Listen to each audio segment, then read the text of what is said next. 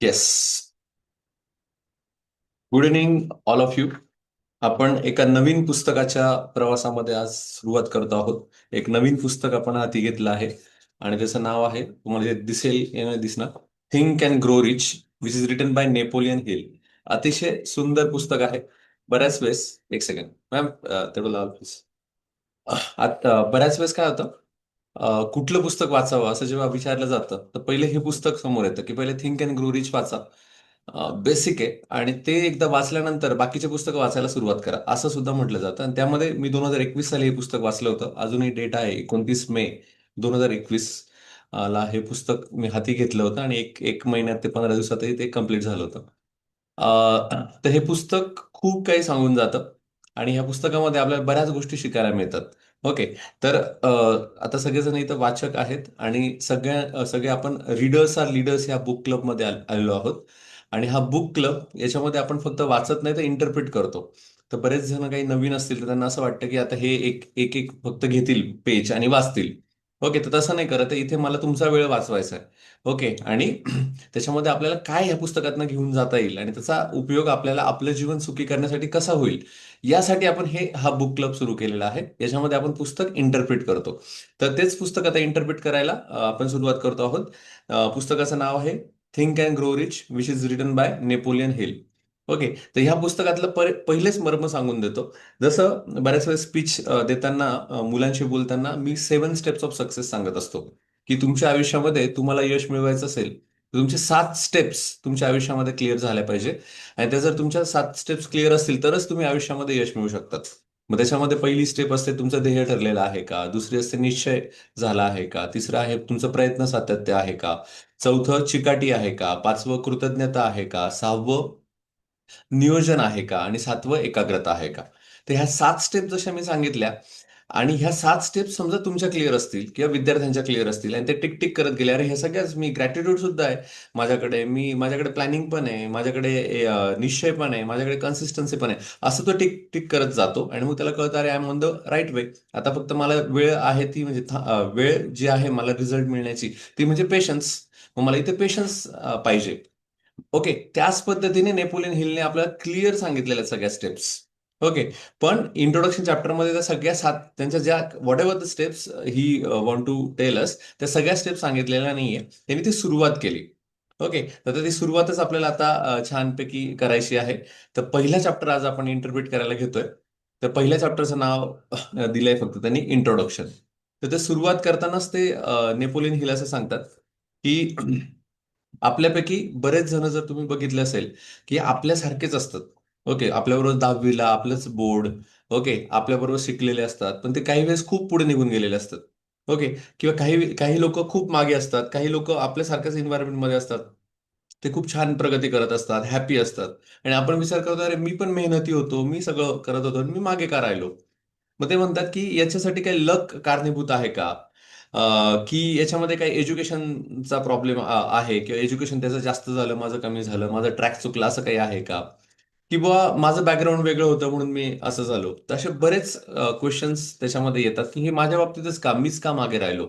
Okay. आणि मीच का पुढे जात नाहीये, माझ्याच बाबतीमध्ये असं का घडतंय, निगेटिव्ह गोष्टी का घडतायत. आणि मी तर त्याच्यापेक्षा खूप जास्त मेहनत केली आहे आणि मी खूप ऑर्गनाइज होतो. ओके. एवढं सगळं असून सुद्धा मला जास्त यश का मिळालेलं नाही, मी जास्त स्ट्रगल का करतोय. तर याचं जे काही उत्तर त्यांनी सांगितलं, इट इज व्हेरी डीप. तर त्याच्यामध्ये त्यांनी सांगितलंय, today we will beginning our journey into one of the most powerful ideas ever written in self development history. या सेल्फ डेव्हलपमेंट हिस्ट्रीमध्ये एवढी मोठी आयडिया कोणी लिहून दिली नसेल. हे पुस्तक खूप जुनं आहे. द सिक्रेटच्या यादी आलेलं आहे. मग त्याच्यात ते सांगतात की think and grow rich, written by Napoleon Hill. यामध्ये तुम्हाला कळणार आहे ते म्हणजे त्यांनी शॉकिंग पहिली गोष्ट सांगून दिलेली आहे. जे काय आपल्या आयुष्यामध्ये घडतं त्या घडण्यामागे आपले विचार कारणीभूत असतात. बघा आता तुमचं कसं झालंय, तुम्ही आता ऑलरेडी बरेच पुस्तकं वाचले त्यामुळे तुम्हाला माहिती आहे, द सिक्रेटमध्ये तेच सांगितलंय, द पॉवर ऑफ सबकॉन्शियस माइंडमध्ये तेच सांगितलंय. पण ज्या विद्यार्थ्यांनी हे वाचलेलं नसतं त्यांच्यासाठी त्यांनी एक सांगितलंय की थॉट्स आर थिंग्स. तुम्ही जो विचार करता त्याच्याच गोष्टी घडत असतात, त्याच पद्धतीने तुमच्या समोर सगळं सादरीकरण होत असतं. ओके. मग तुमचे विचार काय आहेत, ओके, त्यावर तुमचं पुढचं यश, तुमचं भवितव्य अवलंबून राहणार आहे. ओके. मग तुमच्यापैकी काही जण म्हणतील सर आमचे विचार तर चांगलेच असतात. ओके. पण इथे तसं नाहीये. इथे शब्द त्यांनी वापरलाय, मी आवर्जून सांगतोय. कारण एक थोडा इगरनेस असतो आपल्यामध्ये की मला पटकन त्या गोष्टी कळल्या म्हणून सांगतोय. इथे जेव्हा मी पुस्तक वाचलं तेव्हा मला कळलं होतं की you have a knowledge, but the knowledge should be with definite purpose. Okay. If you don't have a definite purpose in your life you can get success. खूप चांगला विचार करताय तुम्ही, पण एक डेफिनाइट पर्पजच नाहीये. ओके, की मला माझं जे नॉलेज मिळालेलं आहे त्या नॉलेजचा उपयोग मी पैसा कमवण्यासाठी, मी आयुष्य सुखी करण्यासाठी, मी समाजासाठी कसं वापरू शकतो. तर एक डेफिनेट पर्पज असलं पाहिजे, एक डेफिनेट प्लॅन असला पाहिजे, तरच तुम्ही यश मिळू शकता. पण थॉट्स आर थिंग्स, याच्यामध्ये नेपोलियन हिल यांना असंही म्हणायचं आहे की तुमचे जे थॉट्स असतील ते जर तुमच्या नेहमी तुमच्या मनामध्ये असतील की नाही मला ही गोष्ट मिळवायचीच आहे, मला मोठं व्हायचंच आहे, असं सारखं सारखं जेव्हा सॉरी असं सारखं सारखं जेव्हा तुमच्या मनामध्ये असतं तेव्हा तुम्ही नक्कीच यश मिळवतात. फॉर एक्झाम्पल, आउटबीट उदाहरण आहे ते फक्त सांगतो. फॉर एक्झाम्पल, एक सेकंड. लहानपणापासून तुम्ही बघा, तुम्ही स्वतःशी पण बोलत असाल आणि बोलताना जसं मला अजून आठवतं माझं, मी लहान जसा होतो 6वी 7वी पासून माझ्या मनात आठवायचं, म्हणजे मला वाटायचं असं, प्रत्येकाला वेगवेगळं वाटू शकतं. मला असं वाटायचं की मी वेगळा आहे काहीतरी, सगळ्यांपेक्षा थोडा वेगळा आहे आणि मला काहीतरी जबरदस्त वेगळं करायचंय. आणि असं काही ऐकलं होतं की आपल्या मनामध्ये ती ज्योत आपण कायम ठेवायची. तर मग लहानपणापासून 7वी 8वीला असल्यापासून मी असा विचार करायचो, नाही मला काहीतरी व्हायचं, याची ज्योत माझी पेटलेली आहे का नाही मनामध्ये. मग मी नेहमी बघायचो, हा येस मला काहीतरी वेगळं व्हायचंय, मला काहीतरी मोठं व्हायचंय. तर ती पेटलेली ज्योत असायची. तर ती ज्योत जर तुमची पेटलेली असेल तर you will always find something new in your life. की तुमच्या लाईफमध्ये तुम्ही काहीतरी नवीन करण्यासाठी झटपटत असाल, स्टॅबिलिटीसाठी झटपटत असाल. कुठे तुम्ही एका जागी तुम्हाला कोणी क्विंचच करू शकणार नाही, थांबवू शकणार नाही. तर नेपोलियन हिल असं म्हणतात की तुमची ही ज्योत पेटलेली असली पाहिजे. ती ज्योत विचारांची आहे. तुम्हाला काहीतरी अचीव्ह करायचं, याची ज्योत सारखी पेटलेली असावी, तर तुम्ही आयुष्यामध्ये यश मिळवू शकता. आणि जी ज्योत पेटलेली त्याचाच गोष्टी तुमच्या समोर लगेच तयार होतील. ह्याचा डीप विचार आपण द सिक्रेट पुस्तकामध्ये केलाय, त्याचबरोबर the power of subconscious mind मध्ये सुद्धा केला आहे. नाव कोर कन्सेप्ट त्याच्यामध्ये ते सांगतायत आपल्याला. तर एक मिनिट फक्त पॉज देतो मला.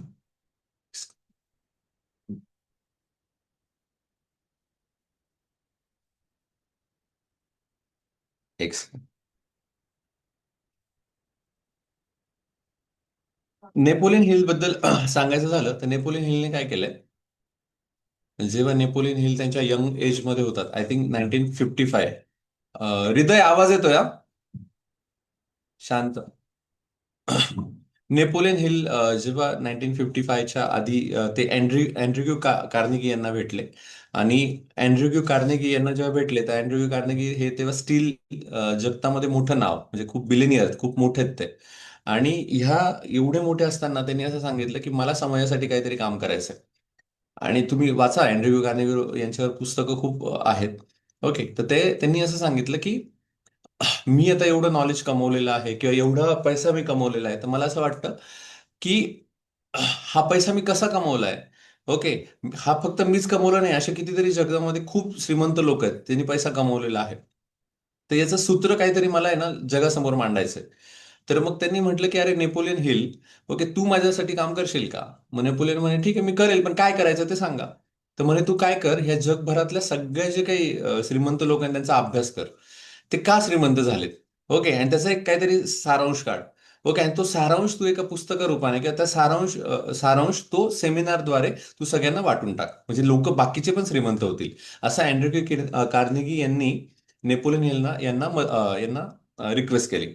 आणि जेव्हा रिक्वेस्ट केली तेव्हा नेपोलियन हिलने जवळजवळ 25 वर्ष 500च्या अधिक लोकांचे इंटरव्ह्यू घेतले, 500च्या अधिक लोकांचा जीवनावर अभ्यास केला जे सक्सेसफुल आहेत. आणि त्याच्यानंतर हे पुस्तक लिहिलंय.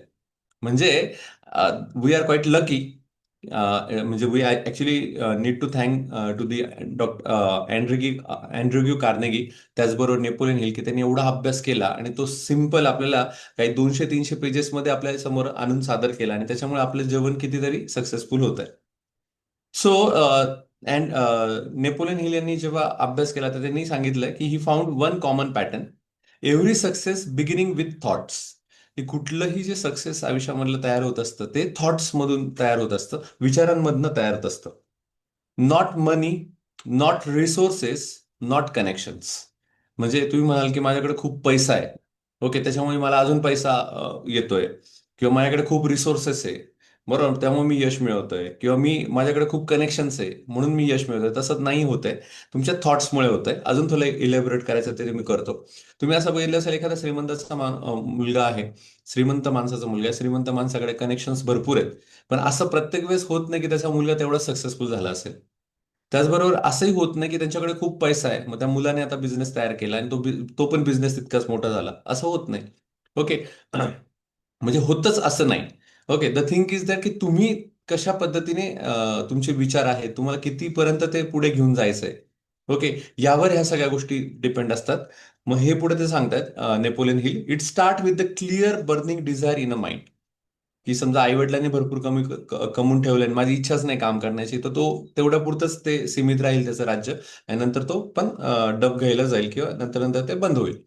पण त्याचं जर बर्निंग डिझायर असेल की नाही, मला माझ्या आईवडिलांनी नाशिकपर्यंतच, माझ्या आईवडिलांनी पुण्यापर्यंत, माझ्या आईवडिलांनी मुंबईपर्यंतच फक्त हा बिझनेस नेलाय, मला खूप जास्त पुढे जायचंय, जेव्हा आपण असं म्हणतो त्यानुसार तो पुढे तो बिझनेस नेऊ शकतो. तर त्यासाठी बर्निंग डिझायर हवी. आता हे इंट्रोडक्शन चॅप्टर आहे, त्याच्यामुळे नेपोलियन हिल प्रत्येक गोष्टी आपल्याला थोड्या ग्लिम्सेस सांगतात. बघा, बर्निंग डिझायर सांगितली, बघा तुम्ही एक फिक्स गोल सांगितलं. ओके, तर ह्या प्रत्येक शब्दाचे चॅप्टर आहेत पुढे, आणि ते चॅप्टरमध्ये आपल्याला बर्निंग डिझायर म्हणजे काय हे सगळं सांगणार आहेत. ओके, गोल सेटिंग म्हणजे काय हे सगळं सॉरी, नेपोलियन हिल आपल्याला सांगणार आहे. त्यातलं पहिली आता गोष्ट आपण घेतोय, त्या पहिल्या गोष्टीचं नाव आहे, अ, बघा, गोष्टीचं नाव इथे लिहिलेलं आहे मी. Story first, the man who thought his way into partnership with Thomas Edison, Edwin Barnes. आता ही बार्नीज यांची स्टोरी आहे, बऱ्याच जणांना माहिती असेल. आता बार्नीज म्हटलं की त्यांच्याकडे बिचाऱ्यांकडे पैसा नव्हता, म्हणजे they he have no money, sorry, he had no money, no degree and no contacts. त्याच्याकडे कॉन्टॅक्ट्सही नव्हते, त्याच्याकडे काही डिग्री पण नव्हती, त्याच्याकडे पैसाही नव्हता. ओके, पण त्यांनी असं ठरवलं होतं मनामध्ये की मला पुढे जाऊन कुठल्या तरी मोठ्या एखाद्या सायंटिस्ट बरोबर पार्टनरशिप करायची आहे, आणि मोठा बिझनेस उभा करायचा आहे. ओके, मग त्याच्यामध्ये त्या त्या ऋतकाळामध्ये एडिसन यांचे नाव यायचे. बल्ब बल्ब त्यांनी केला होता, बऱ्याच गोष्टी एडिसन्स इन्व्हेन्शन्स त्या काळामध्ये होते. मग यांनी त्याच्या मनामध्ये ठेवलं की लहानपणापासूनच किंवा त्या एका एजमध्ये की नाही, मला कसंही करून एडिसनला भेटायचंय, आणि मला त्याच्याबरोबर पार्टनरशिप करायची आहे, मला मोठा बिझनेस करायचा आहे. आणि खिशामध्ये काहीच नव्हतं त्याच्याकडे. इव्हन इथे ट्रेन दाखवली आहे, तर ट्रेनचं तिकीट काढण्याचे सुद्धा पैसे त्याच्याकडे नव्हते. मग असं असताना तो म्हटला की नाही, मी काही करून जाईल. मग विदाऊट मनी तो ट्रेनमध्ये चढला, ट्रेनमधून तो प्रवास करत करत करत एडिसनच्या दारापर्यंत पोहोचला. आणि एडिसननी त्याचा जेव्हा इंटरव्ह्यू घेतला की म्हणे, तुला काय करायचंय, कशासाठी आलायस, तर नाही म्हणे, मला तुमच्याबरोबर काहीतरी, तुमच्या इथे काहीतरी काम करायचंय, तुमच्याबरोबर काहीतरी काम करायचंय. एडिसनने त्यांच्याकडे बघितलं, म्हणे ठीक आहे, तुला काम करायचं ना, ठीक आहे, एक असं असं काहीतरी काम आहे, म्हणजे इकडच्या वस्तू तिकडे ठेवायच्या, तिकडच्या वस्तू इकडे ठेवायच्या, असं त्याला काहीतरी काम सांगितलं. मग छोटासा जॉब त्याला तिथे मिळाला. छोटासा जॉब मिळाला तर आपल्याला असं वाटेल की लगेच काही परिवर्तन झालंय का, नाही, पण त्याच्या मना काहीच परिवर्तन नाही झालं, की तो ते काम करत होता. एक दिवस झाला, 10 दिवस झाले, 2 महिने झाले, 3 महिने झाले, 4 महिने झाले. हा त्याच्या पद्धतीने तेच काम करत होता, जे सांगितलं ते स्मॉल जॉब करत होता.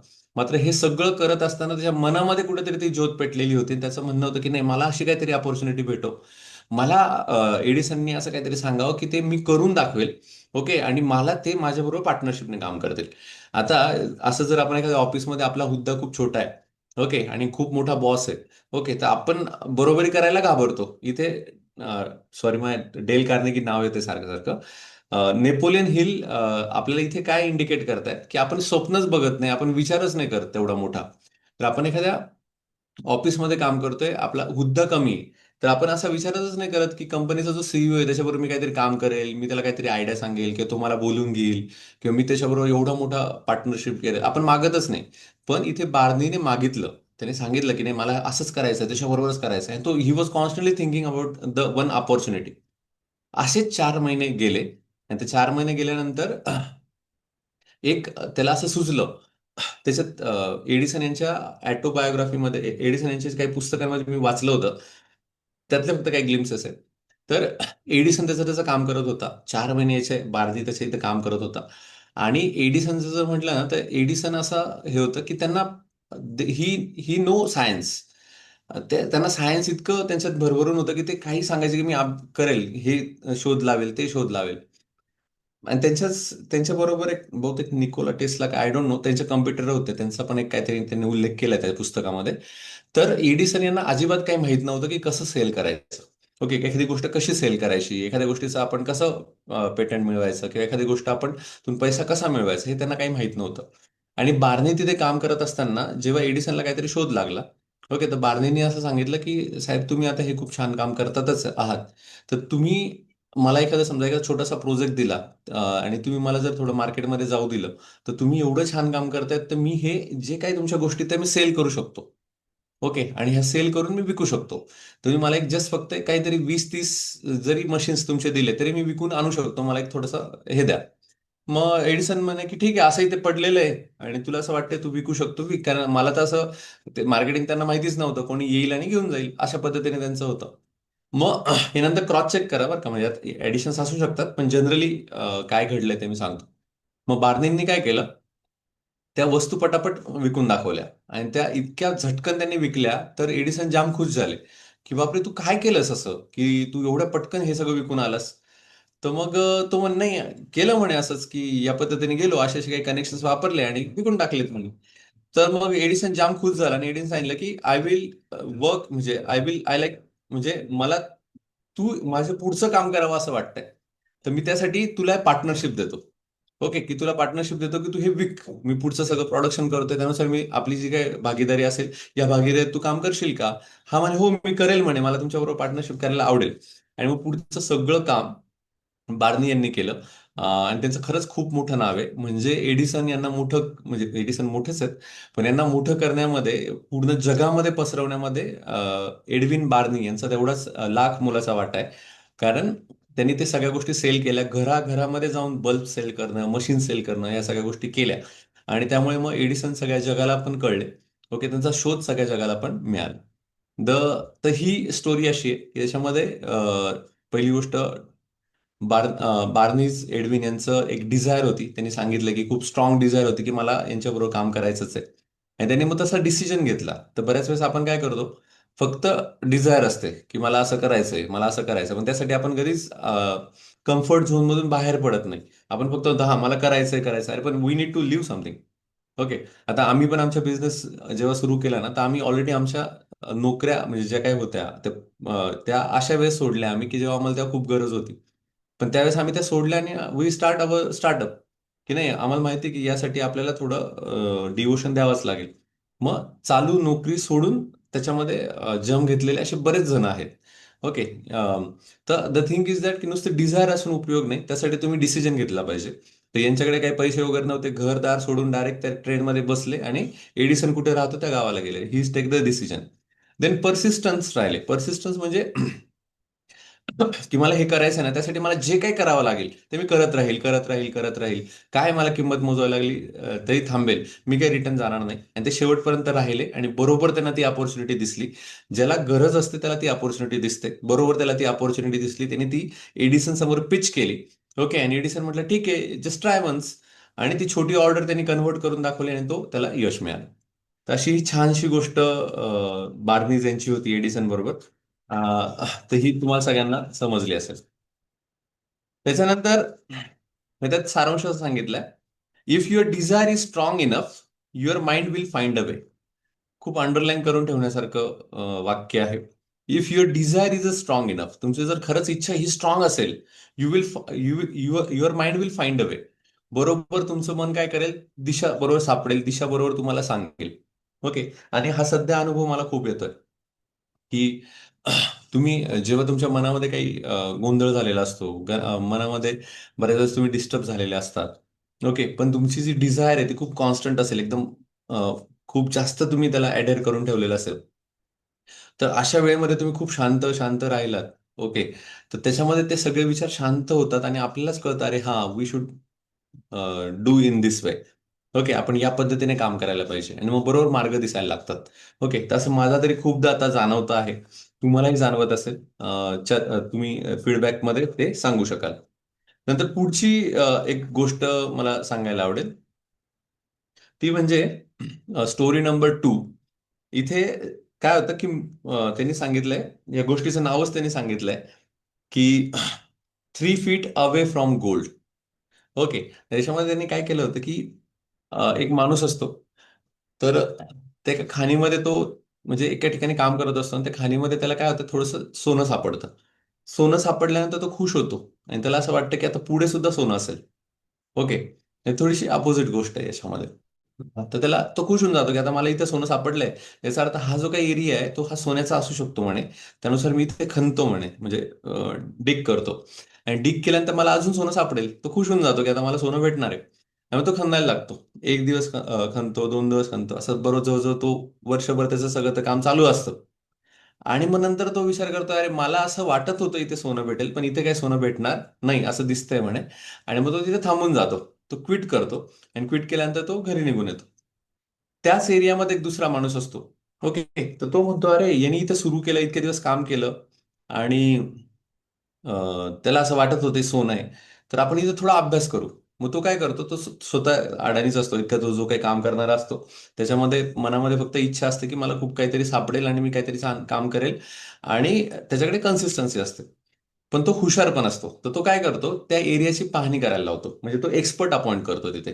त्या एक्सपर्टला सांगतो की अरे अरे बाबा, इथे बघ म्हणे, इथे माझ्या मित्राला आहे ना काही म्हणजे एका वर्षापूर्वी सोनं सापडलं होतं. त्यामुळे त्यांनी थोडंसं फार खणलेलं आहे म्हणे. तर तुला असं वाटतं का इथे सोनं सापडू शकतं? मग तो एक्सपर्ट जो असतो तो सगळं अनालिसिस करतो. तो म्हणतो की इथे प्रॉबॅबिलिटी आहे, कारण व्हल्कॅनो इरप्शन आहे आणि ही जी जागा आहे इथली, तर इथे मिळू शकतं म्हणे सोनं. फक्त एवढं आहे की कधी मिळेल वी डोंट नो. जर तुला ट्राय करायचं असेल कर, पण फुल चान्सेस आहे हे त्याला कळतं. एक्सपर्टचं ओपिनियन तो घेतो आणि दुसऱ्या दिवशी खंदायला सुरुवात करतो. आणि तुम्हाला आश्चर्य वाटेल की त्यांना असं वाटतं की खंदायला सुरुवात केली म्हणजे आता परत हा 1 वर्ष खंदेल. तर फक्त तो 3 फीट खणतो आणि त्याला सोन्याची खाण लागते. द थिंग इज दॅट की फक्त 3 फीट, म्हणजे जो आधीचा फक्त 3 फीटच दूर असतो त्या सोन्यापासून, आणि हा पुढचा येतो तर त्याला लगेच 3 फीटवर सोनं लागून जातं. तर इथे त्यांनी हे पण सांगितलंय, म्हणजे याच्यामध्ये most people quit just before success. तर बऱ्याच वेळेस आपण एखादी गोष्ट सुरू करतो. ओके. आणि ती सुरू केल्यानंतर आहे ना, तेवढ्या ताकदीने ती चालवत नाही, किंवा चालवली तरी काही दिवस चालवतो आणि नंतर मग परत क्विट करून टाकतो. तर आपल्याला माहित नसतं ना सोनं कधी लागणार आहे. That is the most beautiful thing in our life. आपल्याला माहितीच नसतं मला यश कधी मिळणार आहे, मला माहितीच नाही पुढे काय होणार आहे, म्हणून तर आपण जगतोय. आता जर आपल्या सगळं जर माहिती असतं तर आपण माशीच बसलो असतो. कितीतरी जण भविष्य बघायला जातात. कितीतरी जण ज्योतिषाकडे जातात. मग ज्योतिष सांगतो की तुला ही नोकरी लागणार आहे, तू हे होणार आहे, ते होणार आहे. ओके. पण जर आपण खरंच जर ह्या सगळ्या गोष्टी ऐकून घेतल्या, समजून घेतल्या, आणि आज जर आपण बिलीफ ठेवलं की असंच होणार आहे, ओके, मग आपण म्हणून आता मी घरीच बसतो, ओके, हे असंच होणार आहे, तर होणार नाही ते. द थिंग इज दॅट की तुम्ही पण तो विश्वास किती ठेवायचा, हा तुमचा प्रश्न येतो. पण यातली सगळ्यात महत्वाची गोष्ट म्हणजे मला पुढचं अननोन आहे, त्यासाठी मला आत्ता प्रयत्न करत राहायचे, आणि ते प्रयत्न त्याच इंटेन्सिटीने मला शेवटपर्यंत न्यायचे. म्हणजे असं नको व्हायला की आता मला आता थकलोय मी, ओके, आणि मी ज्या गोलसाठी सुरुवात केली होती, आता मला जाऊ द्या, मला नाही वाटत ते गोल सक्सेस होईल, त्यामुळे मी थांबून जातो. तर इथे अँड्रे सॉरी नेपोलियन हिल असं म्हणतात की तुम्हाला माहित नसतं तुम्हाला यश कधी मिळणार आहे. तर तुम्ही एकदा सुरुवात केली तर ते शेवटपर्यंत घेऊन जा. तुम्हाला आज ना उद्या यश मिळेलच. तर बऱ्याच जणांचं असं झालेलं आहे की most people quit Wien success is just 3 feet away. फक्त 3 फूट लांब होतं आणि त्यात ते थांबलेले आहेत. आपल्या बाबतीत पण बऱ्याच वेळेस असं होतं. जसं माझे काही मित्र आहेत जे UPSC वगैरे देत होते, MPSC वगैरे देत होते. तिथं जवळजवळ 4 अटेम्प्ट दिले, 5 अटेम्प्ट दिले, आणि 6वा अटेम्प्ट ते म्हटलं की आता जाऊ द्या, मी काही करत नाही, आता काही होईल असं मला वाटत नाही. 5व्या अटेम्प्टला ते सोडून देतात. आणि 6व्या अटेम्प्टला नेमका त्यांचा मित्र क्वालिफाईड होऊन जातो, की जो त्यांचाच रूममेट असतो, तो फार काही हुशार नसतो, यांच्याकडनंच गायडन्स घेतलेलं असतं. आणि मग त्यांना कळतं, अरे यार, मी थोडी अजून कन्सिस्टन्सी दाखवली असती तर मी अजून पास होऊन गेलो असतो. माझ्या बरोबरचा मित्र ज्याला मी शिकवलंय तो पास होऊन गेला आणि मी राहून गेलो. मग असे रिग्रेट करणारे बरेच मित्र आहे. इव्हन माझे बरेच मित्र आहेत की त्यांना असं वाटतं, अरे थोडी अजून मेहनत घेतली असती, अजून एक स्टेप अजून चाललो असतो तरी मला यश मिळालं असतं. असंही काही म्हणणारे लोक आहेत. त्याच्यानंतर पुढची आज थोडा वेळ होईल हा, म्हणजे जस्ट एक 5-10 मिनिटं तरी आपण एक्सटेंड करू. कळत असलं तर थंब दाखवलं तरी चालेल, म्हणजे मलाही कळेल की तुम्ही पण आहात जागे सगळे.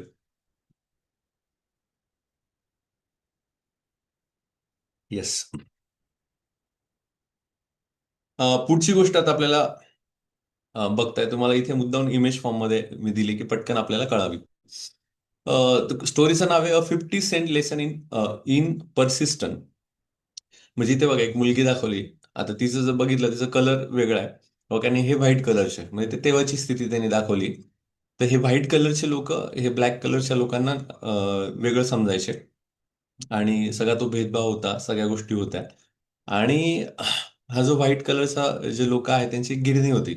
त्या गिरणीमध्ये ते काम करायचे, पिठाची गिरणी वगैरे सगळं होतं.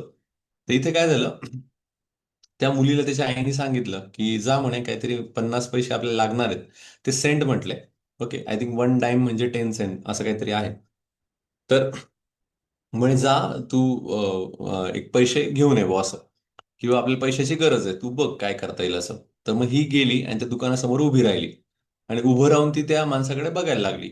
ओके, तर तो माणूस त्याने बघितलं आणि मग ते त्यांनी सांगितलं म्हणजे जसं आपण कुत्र्याला हाकलतो तसं त्यांनी हाकलायला सुरुवात केली. पण ती तिथेच उभी होती. 1 मिनिट झाला, 2 मिनिटं झाला, मग हा बसलेला होता, बसून उभा राहिला आणि मग तिला असं मारायचा प्रयत्न केला, ए तुला मी मारेल, तू जा. ओके, पण ती मुलगी तिथंच उभी होती, त्यांच्याकडेच बघत होती. आणि मग ती मोठ्याने म्हटली की मला 50 सेंट हवेत. ओके, मला 50 सेंट हवे. तर तो म्हटला की असं आहे का, थांब म्हणे, तुला बघतोच म्हणे. मग त्याने ती काठी घेतली. आता त्याच्या हातात ते काय टिकाव आहे, तो टिकाव घेतला आणि तो जोरात आवेशाने तिच्याकडे पळत पळत आला आणि तिला तो मारणार. आता तिला युजली कसं होतं की समजा एखादा मागणारा असेल. ओके, तर त्याला जर कोणी अंगावर धावून गेलं तर पळत सुटतो. ओके, फाईट ऑर फ्लाईट असं जे म्हणतो आपण. तर इथे तो पळत सुटतो. तर ही अजिबात पळाली नाही, शांत तिथेच उभी राहिली आणि त्यांच्या डोळ्यात ती बघत राहिली की नाही मला हवंय ते 50 50 सेंट मला हवेत. ओके, आणि हा जवळ आला आणि तो तिला मारणार, तेवढ्यात तिला कळलं हिला काहीच फरक पडत नाहीये. ही एकदम डोळ्यात डोळे घालून उभी आहे आणि तो मारण्याची तो ऍक्शनच करत होता. ओके, मग तो थांबून गेला की म्हणे I see something different in her. तिच्यामध्ये मला काही वेगळं दिसतंय. तो थांबला, विचार करायला लागला. आणि ती एकदम जोरात बोलली की माय मामा म्हणजे मम्माज म्हटले, my mama's got have that 50 cent. माझ्या आईला ते 50 सेंट हवेत. She deliberately want 50 cent. आता इतके दिवस त्यांनी कधी कोणाला दिलेले नसतात, काही दिले नसतात, पण तिचं जे जे फर्मनेस पाहून तो थबकतो. तो म्हणतो अरे ही खरंच हिचा फर्मनेस आहे की तिला ते हवंच आहे. ओके, त्यासाठी ती माझ्याशी पण सामना करायला तयार झाली. म्हणजे इव्हन मी तिला लगे एका रट्ट्यात मारू शकतो, तिला पटकन मारू शकतो, पण तिला काहीच फरक पडत नाही, ती उभी आहे. ओके, त्यांनी पटकन त्याच्या खिशातलं 50 सेंट काढले, तिला दिले, म्हणे घे बेटा, तुला परत काही लागलं तर सांग, मी नेहमी तुझ्या पाठीशी उभा आहे. ओके, तिने ते घेतले आणि मग ती पळत पळत घरी गेली. That is called as a firmness. That is called as a persistence. तुमच्या समोर बरेच मोठमोठे अडचणी येतील, बऱ्याच गोष्टी तुम्हाला सामोरे जाव्या लागतील, बऱ्याच गोष्टी तुम्हाला दुखावणाऱ्या असतील, बऱ्याच गोष्टी तुम्हाला घाबरवणाऱ्या असतील, बऱ्याच गोष्टी तुम्हाला रागवणाऱ्या असतील. पण अशा काळात तुम्ही किती काम राहतात, किती फर्म राहतात, हे खूप महत्वाचं आहे. नाही तर मी एखादी गोष्ट सुरुवात केली आणि मला असं कळलं अरे रे लॉसमध्ये जाते, आता चला मी ही बदलतो. म्हणजे असे उड्या मारणारे पण खूप जण आहेत. इथून हे चालत नाही, ते तिथे चाललंय की हे. तर अशी परसिस्टन्सी काही कामाची नाही. तर हा फर्मनेस तुमच्यामध्ये आला पाहिजे, असं नेपोलियन हिल आपल्याला सांगतात. I think you got my point. तर त्याच्यानंतर पुढची एक गोष्ट मी तुम्हाला त्याच पद्धतीने सांगतोय. इथपर्यंत कळली का? यात इथपर्यंत गोष्टी कळल्यात का तुम्हाला?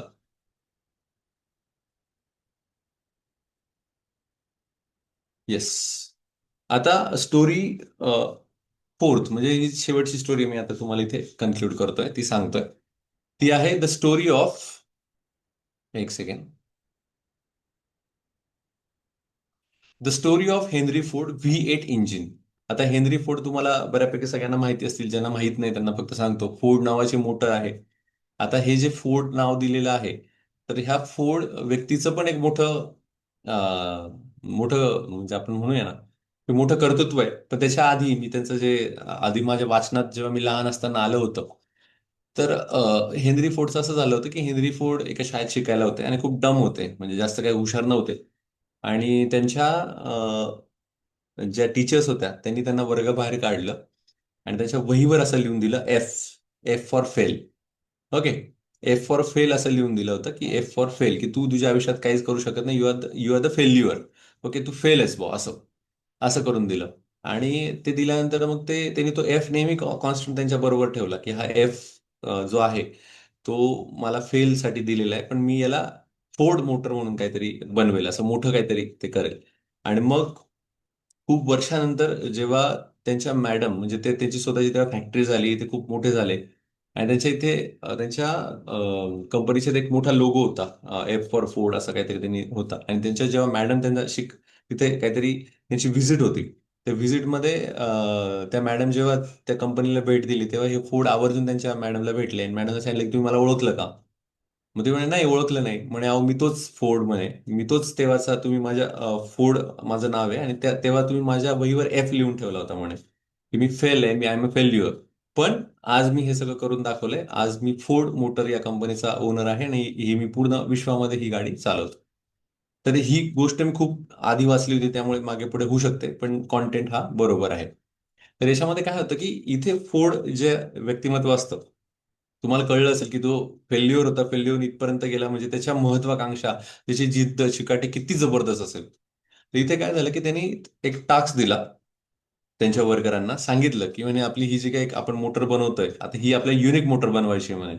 ह्या मोटरमध्ये ना एकूण 8 काहीतरी इंजिन्स असतात किंवा 8 सिलेंडर बसले पाहिजे. एकूण 8 सिलेंडर बसले पाहिजे. वर्करांनी पाहिलं आणि सांगितलं की म्हणे साहेब म्हणे तुम्ही म्हणताय पण तसं काही होणार नाही, इट इज इम्पॉसिबल. ओके, मग ते हसायला लागले. तिथं तुम्ही इमेजमध्ये पाहिलं तरी तुम्हाला कळेल की ते हसतायत. इट इज इम्पॉसिबल, होऊ शकत नाही.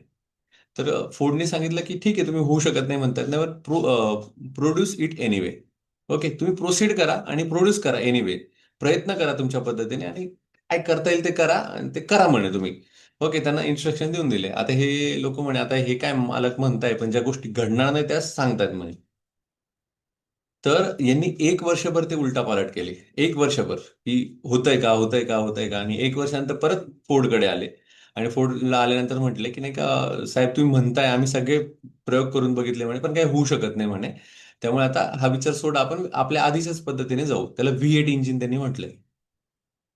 तर तेव्हा फोर्ड असं त्यांना म्हणाले की नाही म्हणे कीप गोईंग, हे चालू ठेवा म्हणे, एक वर्ष झालंय तुम्हाला अजून वेळ देतो, तुम्ही चालू ठेवा. आणि त्याच्यामध्ये काय झालं की मग 6 मंथ नंतर किंवा 6 मंथ टू 1 इयर लेटर असं झालं की ते लोक म्हणजे जे एम्प्लॉई होते, जे इंजिनियर्स होते, परम्युटेशन कॉम्बिनेशन करत करत होते. आणि एकदमच त्यांना तो शोध लागला V8 इंजिनचा. आणि त्यांना कळलं की अरे आपण या पद्धतीने समजा हे बसवलं तर ह्या एवढ्या कॉम्पॅक्ट जागेमध्ये आपण 8 सिलेंडर बसू शकतो. आणि मग ते इन्व्हेन्शन लागलं. आणि ती गोष्ट आजही प्रसिद्ध आहे की त्यांनी कसं बिलीफ होतं त्यांचं, फोर्ड यांचं, की नाही मी हे करू शकतो आणि होऊ शकतं. म्हणजे त्यांच्या मनाने ते जिंकलेले होते, मनाने त्यांची क्लॅरिटी होती की हे होणारच आहे. आणि असं झाल्यानंतर माझी मोटर अजून फेमस होणार आहे. आणि ते इंजिनिअरांनी पण करून दाखवलं. पण इंजिनिअरांना आधी सांगावं लागलं की बघा हे होईलच होईलच, तुम्ही करत राहा करत राहा करत राहा. ओके. तर या पद्धतीने त्यांना यश मिळालं. त्यामुळे ही सुद्धा एक छोटीशी गोष्ट खूप महत्वाची आहे. मग ऍट द एंड आपण जर नीट बघितलं तर त्यांनी सांगितलंय, हे फोर्ड यांचंच वाक्य आहे. त्याच्यामध्ये ते सांगतायत की you are the master of your fate and the captain of your soul. तर तुम्ही तुमच्या जीवनाचे मास्टर आहात आणि तुम्ही तुमच्या आत्म्याचे पण कॅप्टन आहात. ओके, तर तुम्ही स्वतःवर किती विश्वास ठेवता, तुम्हाला नेमकं आयुष्यामध्ये काय हवंय, हे तुम्ही स्वतःला किती वेळेस बजावून सांगता, हे खूप महत्वाचं आहे. ऍट द एंड त्यांनी सांगितलंय की आता हे आपण सगळं ऐकलं आहे, तर याच्यावर थांबायचं नाहीये. तर त्यांनी सांगितलंय tonight don't just listen, do this one action, take a paper and write. मग आता तुम्ही काय करा, पेपर घ्या आणि लिहायला सुरुवात करा. काय लिहायचंय? What do I really want in life. मला नेमकं आयुष्यामध्ये नेमकं काय हवंय. ओके, जसं बार्देनी सांगितलं होतं की मला एडिसन बरोबर पार्टनरशिपमध्ये काम करायचं, त्याचं क्रिस्टल क्लिअर होतं. तसं आपलं क्रिस्टल क्लिअर पाहिजे की मला काय व्हायचंय. How much income do I want, मला नेमकं किती पैसे हवेत. ओके, मला इन्कम तरी किती हवाय. ओके, ते पण मी लिहून काढलं पाहिजे. त्याचबरोबर व्हाय डू आय वॉन्ट इट, मला हे का हवंय. ओके, मला बिलियनियर व्हायचं, बरोबर का बिलियनियर व्हायचंय. बरं मिलेनियर व्हायचं का, मिलेनियर व्हायचं म्हणजे या पैशाचं तू करणार काय. ओके, हे पण तुम्ही ते लिहून ठेवा अँड मेक इट क्लिअर. आणि हे क्लिअर करा. Because success start with definite purpose. त्यांनी सांगितलं की तुमचं यश हे एक डेफिनाईट पर्पज जर तुमच्या लाईफमध्ये असेल तरच होतं. यातलं एक छोटंसं वाक्य आठवलं ते सांगतो. अ नाईट अँगल त्यांच्या फेमस डॉक्युमेंटरीमध्ये म्हणतात. ते असं म्हणतात की 95% हे लोक आयुष्यामध्ये मोठी होत नाही, ते आयुष्यामध्ये अनहॅपी असतात. त्याच्यापेक्षा 5% जे लोक आहेत ते त्यांच्या जीवनामध्ये हॅपी असतात आणि मोठी होतात. जवळजवळ जगातली जी संपत्ती आहे ती 5% लोकांकडेच आहे आणि 95% लोक हे सगळे स्ट्रगलरच आहेत. मग असा हा रेशो डायरेक्ट 95:5 का आहे? तर नायटिंगेल असं सांगतात की हे 95 लोक ते आहेत ते जे करताय जे त्यांना करायचं नाहीये. म्हणजे एखाद्याला डॉक्टर व्हायचं नाहीये, पण त्या आणि इंजिनियर व्हायचं, तो बिचारा डॉक्टर होऊन बसलाय. ज्याला असं वाटतं की मी आर्ट्समध्ये करिअर करावं, ओके, पण तो इंजिनियर होऊन बसलाय किंवा तो मेकॅनिकल होऊन बसलाय. मग त्याला पुश फॅक्टर येतो. मग तो मनापासून ती गोष्ट करत नाही, तो जगत नाही, त्याला फक्त हप्ते भरायचे म्हणून त्या गोष्टी करतोय. मग ज्यांना डेफिनेट पर्पजच त्यांच्या लाईफमध्ये सापडलेलं नाहीये, मग ते उड्याच मारत राहतील इकडून तिकडे आणि ते they will not happy in their life. तर तुमच्या आयुष्यातला डेफिनेट पर्पज तुम्ही शोधा आणि तो जर एकदा तुम्हाला सापडला तर तुम्हाला सोमवार सुद्धा रविवार सारखा वाटेल, गुरुवार सुद्धा रविवार सारखा वाटेल, रविवार म्हणजे सुट्टीसारखा वाटेल. मग प्रत्येक दिवस तुम्ही एन्जॉय करताय असं वाटेल. म्हणजे घरीच तुम्हाला असं वाटणार नाही की अरे वीकेंड येईल शनिवार रविवार मग मी रिलॅक्स होईल. तुम्हाला प्रत्येक दिवस सुट्टीसारखा वाटेल. So find out your definite purpose in your life. असा हा याचा सारांश होता. आणि जो मी परत सांगतोय, you are the master of your fate and the captain of your soul. That's it from me. असा हा चॅप्टर आपला पूर्ण झालाय. तुम्हाला कसा वाटला ते आता जस्ट सांगायचंय. तुम्हाला या स्टोरीज कशा वाटल्या आणि अजून याच्यामध्ये काय ऍड ऑन करायचंय ते पण तुम्ही सांगा. येस.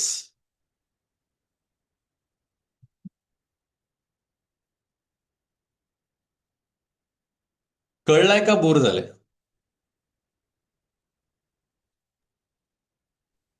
कळालाय sir topic. छान होता आणि त्याच्यातल्या गोष्टी पण मस्त होत्या. येस. जी ती लहान मुलीची गोष्ट होती, तर आयुष्यात पर्सिस्टन्स खूप महत्वाचा असतो. तुम्हाला ठाम राहता यायला पाहिजे आणि समोर कोणीही आलं तरी न घाबरता तुम्हाला ठामपणे तुमचं मत मांडता आलं पाहिजे, किंवा ज्या गोष्टीवर तुमचा हक्क आहे ती गोष्ट तुम्हाला मागता यायला पाहिजे. येस, आणि बरोबर. हा माझा पण अनुभव आहे, जेव्हा तुम्ही ठामपणे सांगता तेव्हा ती गोष्ट तुम्ही मिळवता. खरंच खरंच. छान. आणि अजून ती आधीची पण जी गोष्ट होती ती पण मस्त होती. म्हणजे आपण एखादी गोष्ट मिळवायची म्हणून खूप प्रयत्न करतो, खूप प्रयत्न करतो आणि एका पॉइंटला आपण स्वतः थकतो. हा. आणि तर त्यावेळी स्वतःला सांगायचं ना की थोडंच बाकी आहे, म्हणजे मिळवल्याशिवाय आपल्याला थांबायचं नाही. बरोबर आहे. एक्झॅक्टली. आणि ह्या ह्या गोष्टींमुळे कसं होतं की आपल्याला ती प्रेरणा राहते मनामध्ये की अरे नाही, हे सगळ्यांच्या बाबतीत होतं की आपल्याच बाबतीत नाही, त्यामुळे पेशन्स कधी कधी आपला वाढतो याच्यामुळे. येस. हो. छान. पेशन्स खूप महत्वाचं आहे. ऍक्च्युली पेशन्स ठेवणं अवघड जातं, पण जेव्हा तुम्हाला ती सवय लागते किंवा काही गोष्टी तुम्ही मिळवतात, आपोआप तुमचा विश्वास बसतो स्वतःवरही. बरोबर आहे. छान. अजून कोणाला ऍड ऑन करायचंय काय?